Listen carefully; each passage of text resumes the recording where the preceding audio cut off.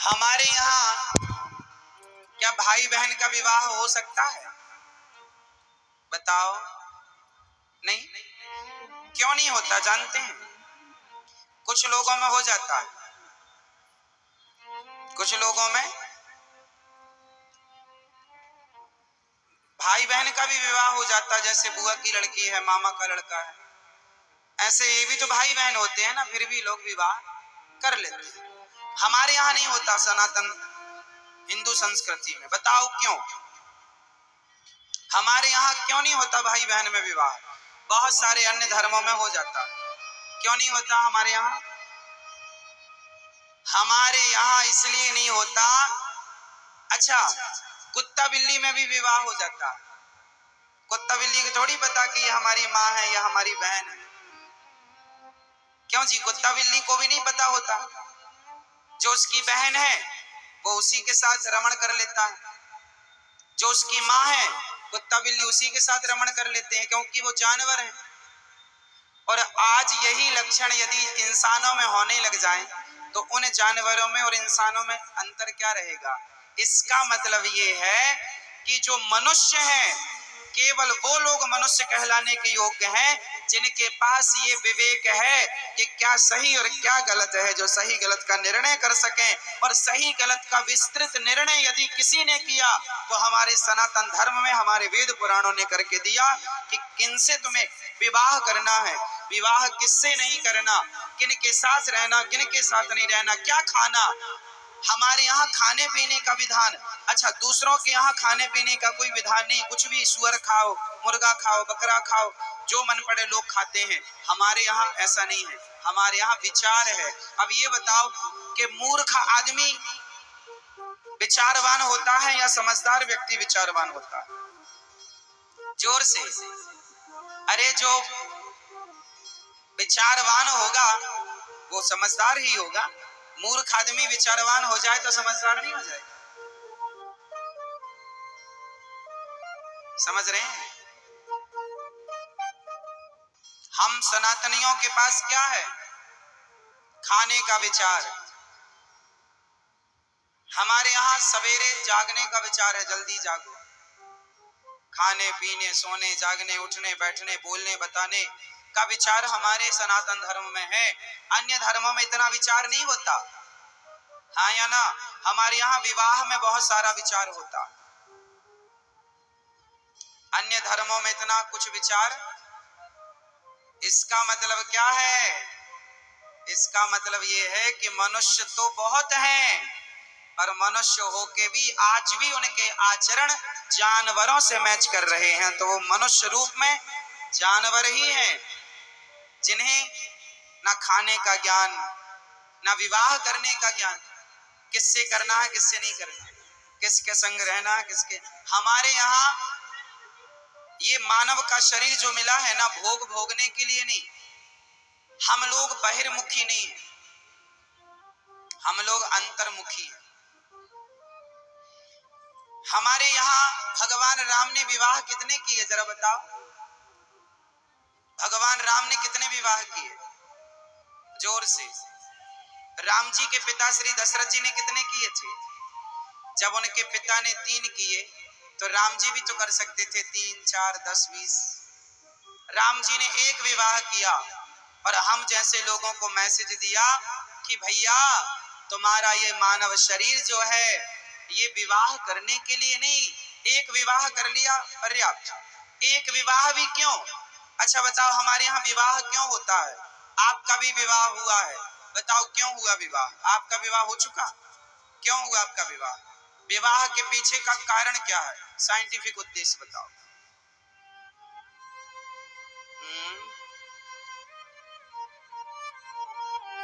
आप बताओ, आपका विवाह हुआ है? बताओ आपने विवाह क्यों किया? विवाह करने के पीछे उद्देश्य क्या था आपका? नहीं कर लिए महाराज, हमें तो उद्देश्य पता ही नहीं, अब तो आज पता चल रहा है कि ऐसा भी कुछ होता है। मैया बताओ आपने विवाह किया क्यों, क्या उद्देश्य था?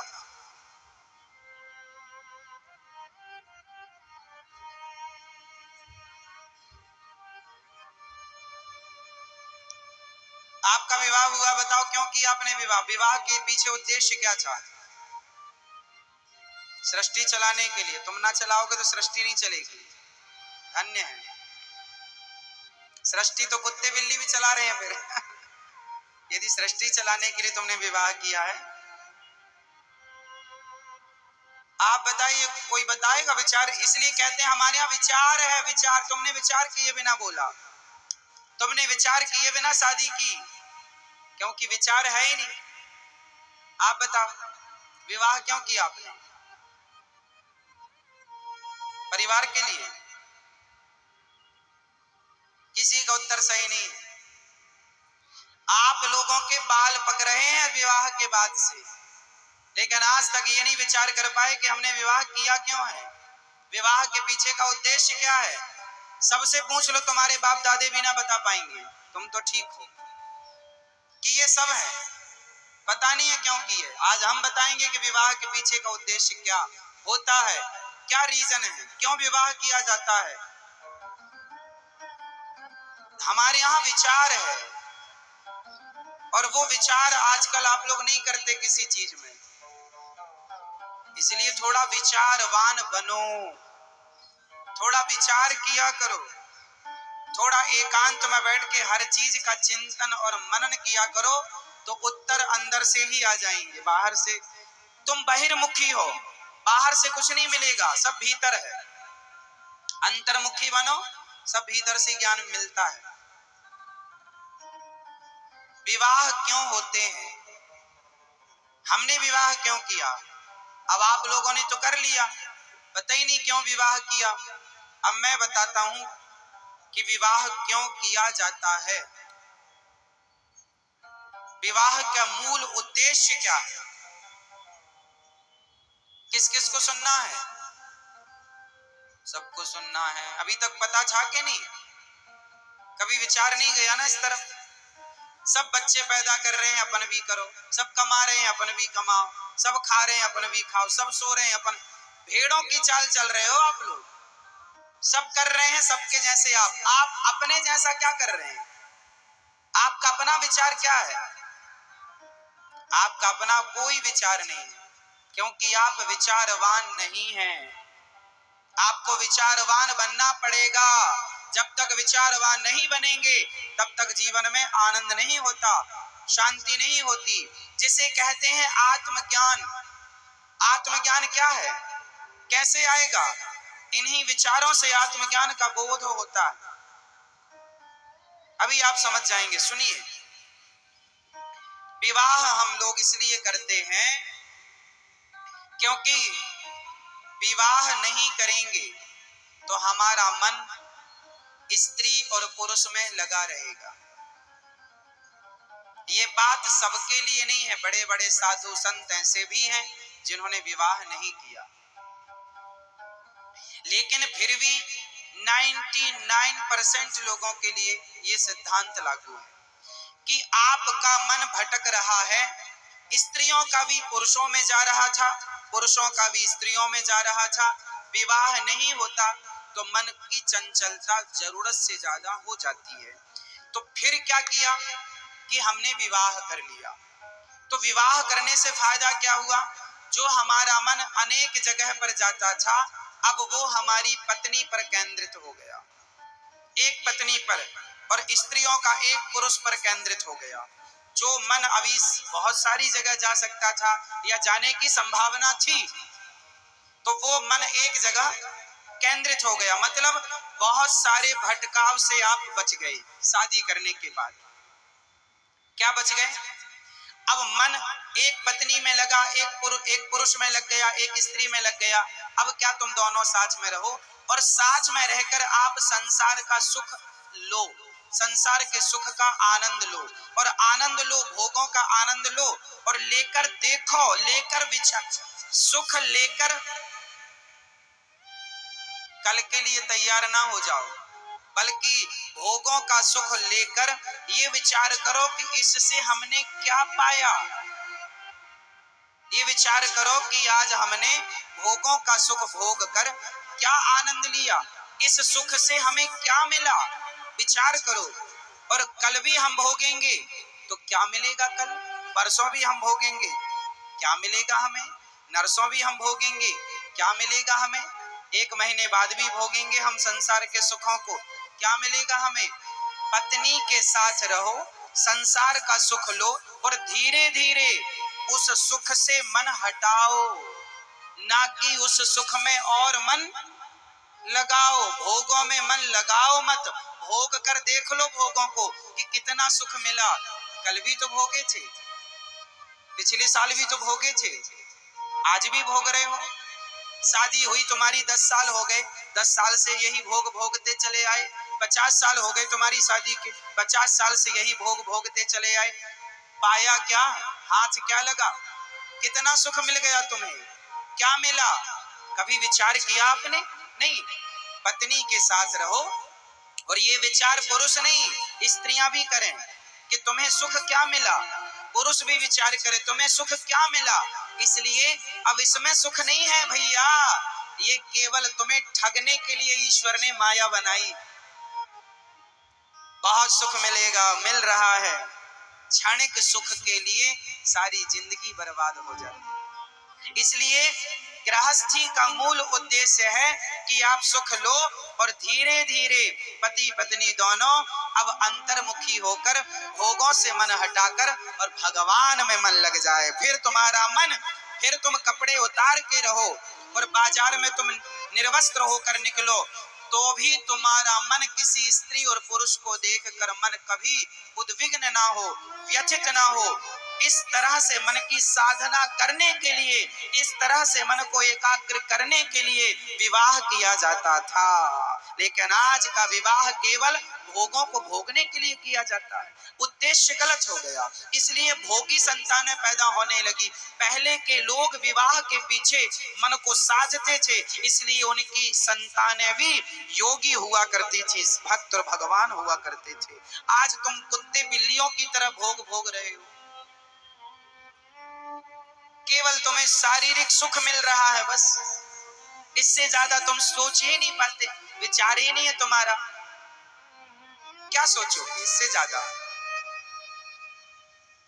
विवाह का उद्देश्य है पति पत्नी दोनों उन विषयों के साथ रहो।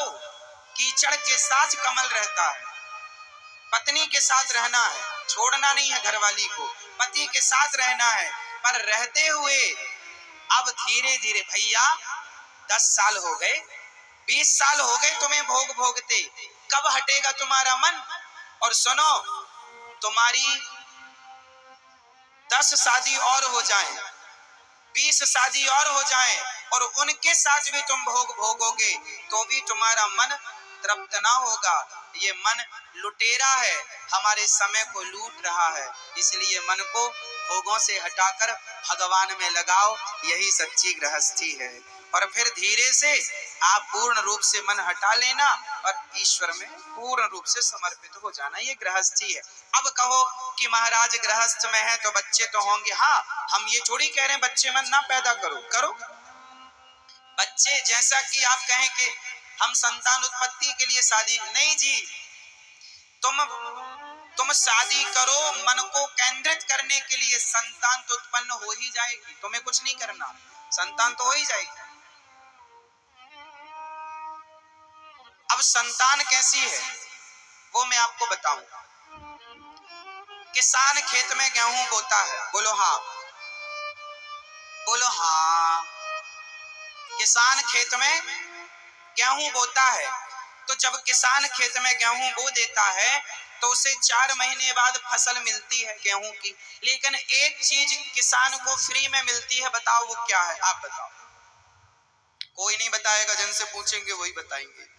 आप बताओ चश्मा वाले भैया, किसान खेत में गेहूं बोता है, 4 महीने बाद जब गेहूं काटता है तो गेहूं तो मिलती है उसे, पर एक चीज फ्री में मिलती है, बताओ क्या?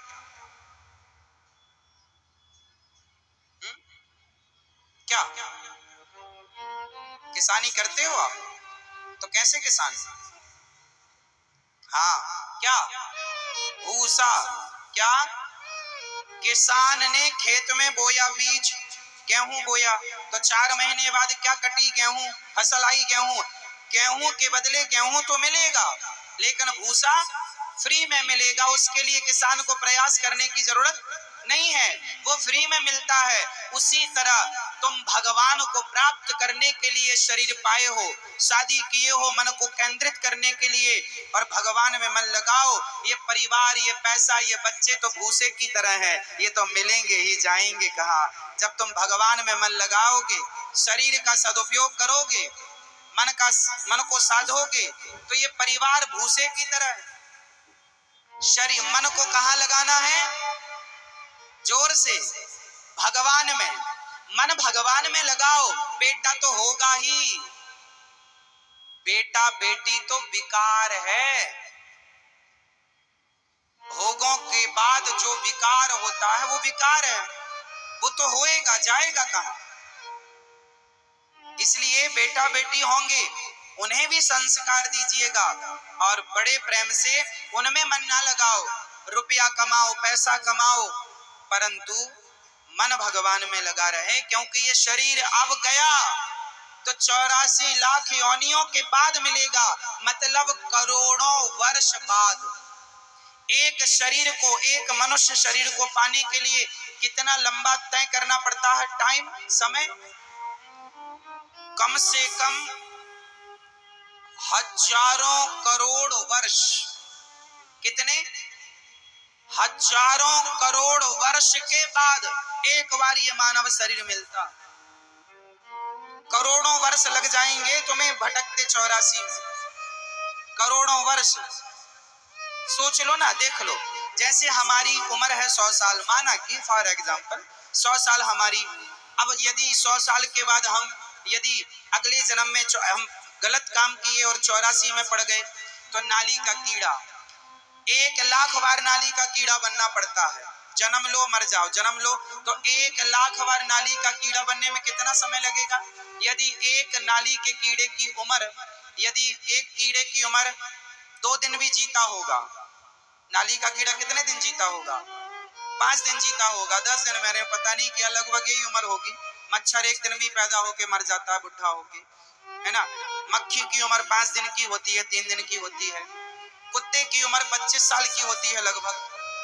बैल की उम्र 50 साल की होती है लगभग। हाथी की उम्र लगभग 100-200 साल तक होती होगी लगभग। तो अब पेड़, पीपल की उम्र तो 500 साल, 1000 साल भी होती है। बट वृक्ष की उम्र तो 5-5 हजार साल होती है। तो ये सारी 84 लाख योनियों में ये पीपल भी है, वट भी है, और बबूल भी है, और घास भी है, और ये भी सब है। अब सबकी जोड़ लो तुम। शार्क मछली की उम्र कितनी होती होगी? तो तुम्हें शार्क भी बनना पड़ेगा। एक यदि 100 साल, 200, 500 साल जीती होगी तो 200-500 साल फिक्स। फिर पीपल के लिए 5000 साल फिक्स, बट वृक्ष के लिए। ऐसे करते करते करोड़ों साल लग जाएंगे तुम्हें। ये सारी योनियां इतना वर्ष पार करके फिर अंत में ये मानव शरीर मिलेगा, और इस शरीर को पाकर भी तुम भोग भोगे जा रहे हो, मन संसार में लगाए जा रहे हो। भगवान में कब लगाओगे? इसलिए समझदारी इसमें नहीं कि तुम भोगी बन के जियो, समझदारी इसमें है कि मन जितना